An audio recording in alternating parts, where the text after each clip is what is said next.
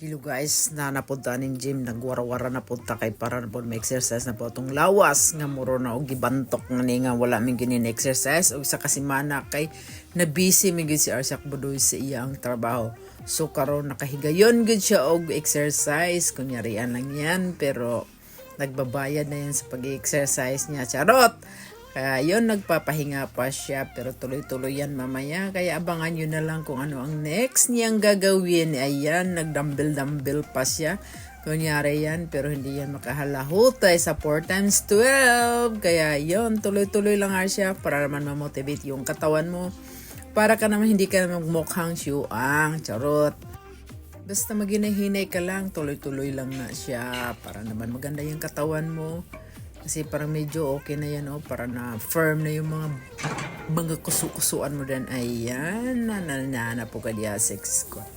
Area, pahigda-higda na po ka. Yuha lang na hindi ka mabundakan. Simba ko palayo. Kaya ka na siya bumpat. Ka na. Imor po ka ng gidugangan o nga 25 kilos. Kaya hinihinay lang yung taon. Maloy kasi mong lawas. Kaya mura siya mag-unsar ka din, ha? Kaya go lang. Ayaw hadlok. Kaya naanam na siya safety diha nga gibutang pero delikado og mo palos ba wala ta kabalo sa panahon kaya dahan-dahan ang tawon pero mas maayo gyud perminti ka adlaw-adlaw mo exercise guys kay para naman maano yung mga ugat-ugat mo para hindi naman ka mahirapan kung unsa man galing ka na siya. Pero naginahinay ba siya kuha? Pero unsa ba ni siya magkuha ba? O tuloy-tuloy ba? O nakahigda lang ka din na ayuha ka na siya? Kay moro naman ka din na og giganahan ka man diha og higda-higda ayuha lang. Kay daghan pa kayong mga tao nga mogamit ana dili ra ikaw isa ha. Makinig ka, ayan, gigawas na siya. So it means suma na siya.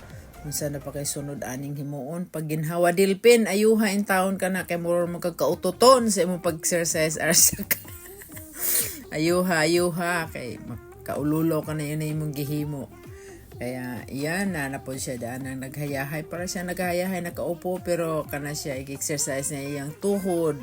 Kay murog na daw kuno naglagoto nga sama sa kailangan i-change oil daw karon na po siya daan ng isa ngayong ginalaan ang unsay pangalaan na ayuha siya kay kanay mong gihawiran kay mo delikado nang sa mag-practice kay Superman o Batman ayuha lang jud na siya kay para mahuman kasi mo mga pa-exercise kay medyo gibiyaan na kasi mo instructor kay nagbuot na kadin ha anyway human naman siya sa kong klase so bahala na pod ako kaya ni ara humana kaya ayun, last niya is ang treadmill para sa iyang cardio. Charot. Okay, bye. Thanks for watching. Bye. Huwag niyong kalimutan guys, like, share, and follow Arsak Budoy.